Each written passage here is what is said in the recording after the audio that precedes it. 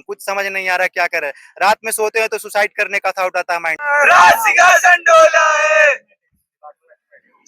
ये लड़का इतना डिप्रेस है कि सुसाइड करने का 3 से 4 अटेम्प्ट कर चुका है।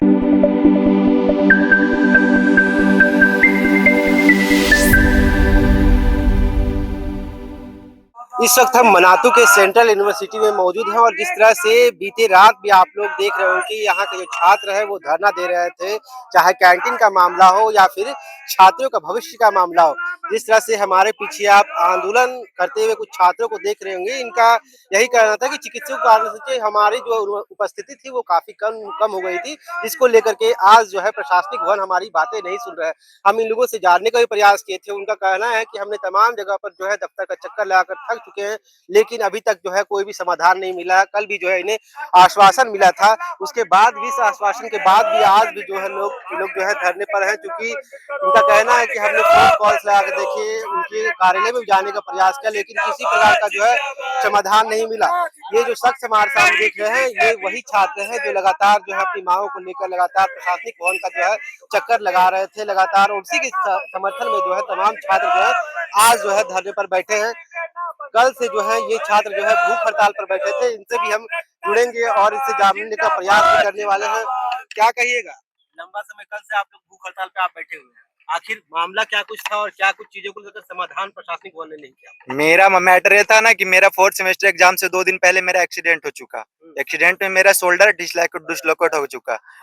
मेरा जब शोल्डर डिसलोकेट हो तो उसमें एग्जाम में हम नहीं बैठ पाए, और जब हम समर वेकेशन बाद आए तो हमको बोला गया कि तुम ईयर बैक दो, मतलब जूनियर के सैटरडे। जो मेरा जो बैच है यूजी पीजी बैच है, इंटीग्रेटेड कोर्स था। हम लोग के जूनियर का जो बैच है वो है 4th ईयर इंटीग्रेटेड कोर्स, सिर्फ यूजी है। जब हम यूजी पीजी एडमिशन लिए हैं तो फिर हम यूजी का डिग्री सिर्फ क्यों लेंगे?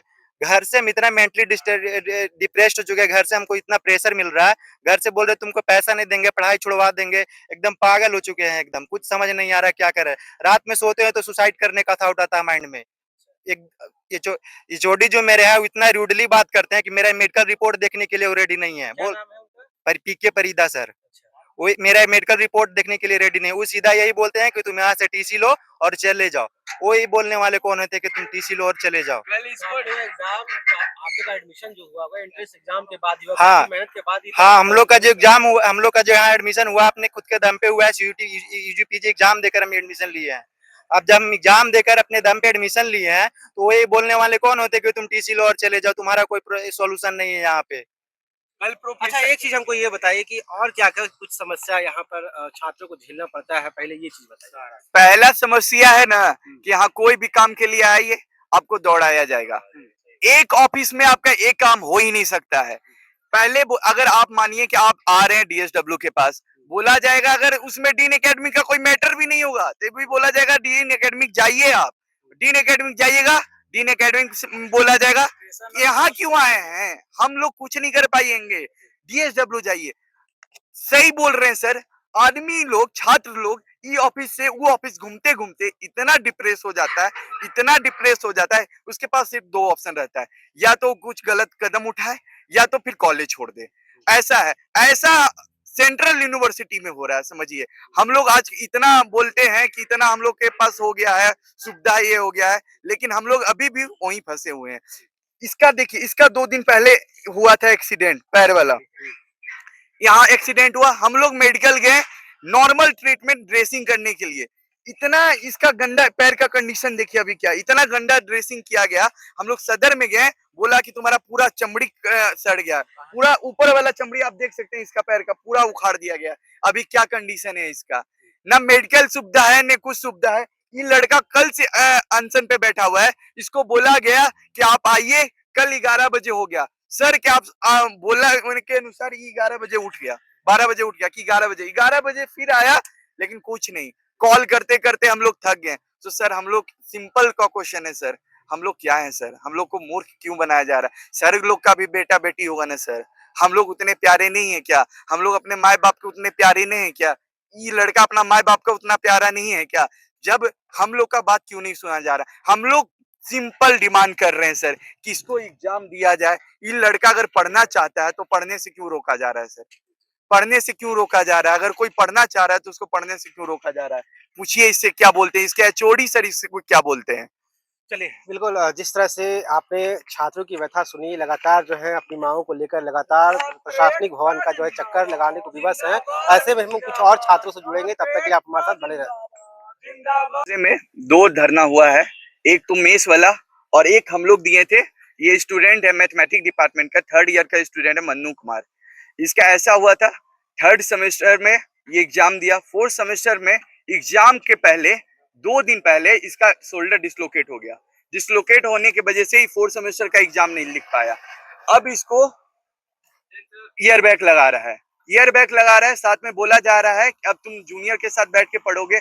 ऊपर भी जूनियर के साथ ऐसा है कि इसका एडमिशन हुआ था इंटीग्रेटेड यूजी पीजी वाले बैच में।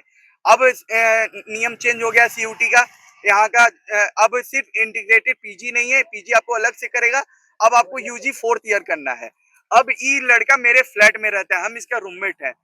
ये लड़का इतना डिप्रेस है कि सुसाइड करने का 3 से 4 अटेम्प्ट कर चुका है। मेंटली इतना हैरास हो गया है, ईयर बैक के नाम पे इसको हैरास कर दिया गया। ये लड़का 30 दिन से, पिछला 30 दिन से एडमिन का चक्कर काट रहा था, पिछला 30 दिन से कि हमको न्याय दो, न्याय दो। न्याय नहीं मिला गया।